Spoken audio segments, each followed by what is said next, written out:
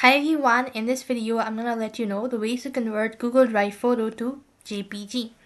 In order to convert Google Drive photo to JPG, you have to follow these steps.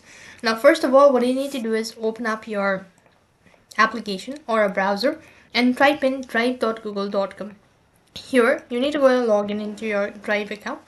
When you're logged in, this is how it's going to look like. In my case, I already have a photo that's in JPG. Now, if you have if you have an image or a media in an HEIC format, then what you need to do is press the three dot icon next to it, and then you need to go to Open With and select Connect More Apps. Press that. As you type in that, what next you need to do is you can see a search box, type in this prompt, that is image JPG PNG to HEIC Converter. Go ahead and type in that. When you actually do this, you can see this is the third-party application that is going to help you convert the image to JPG or PNG or to HEIC. Go ahead and download this.